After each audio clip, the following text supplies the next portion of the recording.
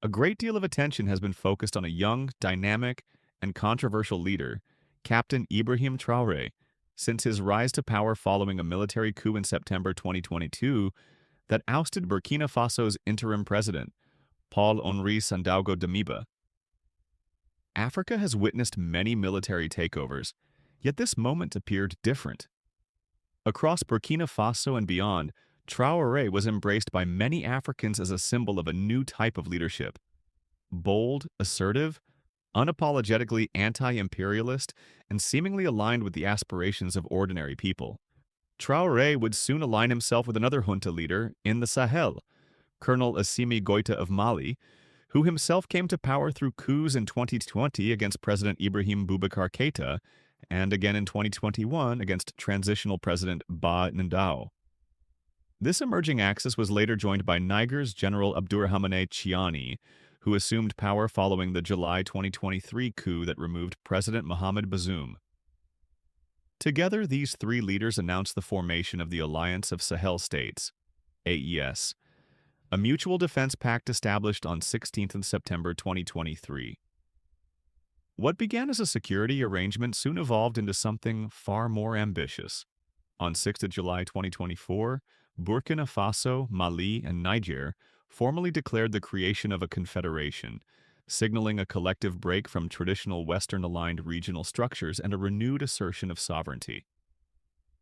Among the three, Ibrahim Traore has emerged as the most visible face of this new political direction. Many have drawn comparisons between Traore and Burkina Faso's revolutionary icon, Thomas Sankara, citing parallels in rhetoric, symbolism, and popular appeal. Like Sankara, Traore projects an image of incorruptibility and revolutionary intent. Consequently, when U.S. Africa Command, AFRICOM, Commander General Michael Langley made unfavorable remarks about Traore. Before the U.S. Senate, the response was swift and global. Africans and people of African descent across the world expressed outrage, interpreting the comments as yet another example of external interference in African self-determination. For supporters, the AES, and particularly the Burkina Faso-Mali-Niger alignment, represents not merely a political alliance, but the possible dawn of a new era in Africa, a step toward the long-imagined United States of Africa.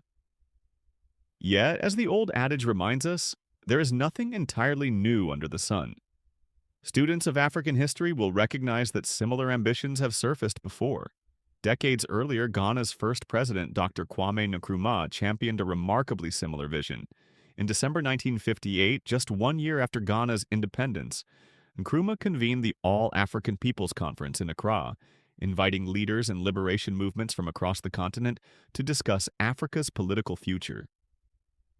The conference established a special committee that endorsed Pan-Africanism as the most viable means of shielding Africa from imperialist manipulation. Crucially, the committee concluded that the ultimate objective of African nations should be the creation of a commonwealth of African states, grounded in political unity, economic cooperation, and collective security. The 1958 conference marked only the beginning. While many leaders supported African unity in principle, they differed sharply on how to achieve it. It was Guinea's President Ahmed Sékou Touré who most decisively answered Nkrumah's call. In 1959, Ghana and Guinea began discussions aimed at forming the nucleus of a broader political union, initially referred to as the Union of Independent African States. Mali would later join this initiative, completing a tri-state alliance. Between April 27 and April 29, 1961, the leaders of Ghana, Guinea, and Mali met in Accra to formally establish a tripartite union, which came into effect on 1 July 1961.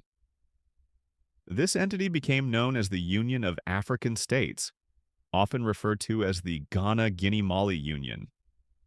While its architects envisioned the gradual inclusion of other African nations, no additional states officially joined. The parallels between the Ghana-Guinea-Mali Union and today's Alliance of Sahel States are striking. Both emerged from moments of disillusionment with external domination. Both emphasize sovereignty, collective defense, and African self-reliance. However, the Union of African States failed to realize its full potential. Its dissolution coincided with the formation of the Organization of African Unity, OAU, in May 1963, a development that many hoped would finally usher in continental unity. Instead, internal political instability, coupled with external pressures, led to coups that removed several of Pan-Africanism's most committed advocates. Despite its short lifespan, the Ghana-Guinea-Mali Union produced a draft charter for the United States of Africa, outlining concrete aims that remain relevant today.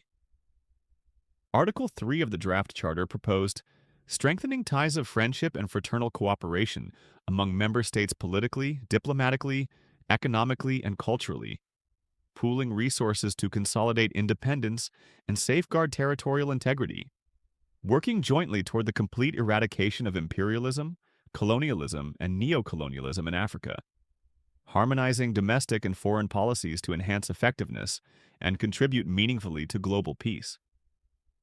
Nkrumah's proposed union government went even further. It envisioned the immediate creation of a continental superstructure, the surrender of national sovereignty to a supranational authority, the establishment of a federal government of Africa, and the creation of an African high command responsible for continental defense. Many argue that such ambitions remain unrealistic. Yet the alliance of Sahel states has already confronted one of the most significant obstacles that plagued earlier efforts: the reluctance of African leaders to relinquish any degree of sovereignty. For Burkina Faso, Mali, and Niger, unity has been framed not as an idealistic aspiration, but as a necessity for survival in an increasingly hostile geopolitical environment. The question now is whether Africa as a whole will recognize this moment. Will the African Union interpret the AES as a model for gradual regional federation? Will other regions pursue similar paths toward deeper integration? The Ghana-Guinea-Mali Union faced immense challenges: linguistic differences, geographic discontinuity, and administrative limitations. Yet its leaders persisted. Critics may dismiss that union as little more than a symbolic gesture, confined to paper declarations and ministerial exchanges. Still, it stands as a profound historical statement, a declaration by African leaders who understood that sustainable development, genuine independence, and global relevance could only be achieved through unity. In this sense, the Alliance of Sahel States does not represent a departure from Africa's past, but rather a continuation of an unfinished Pan-African project, one whose outcome may yet shape the continent's future.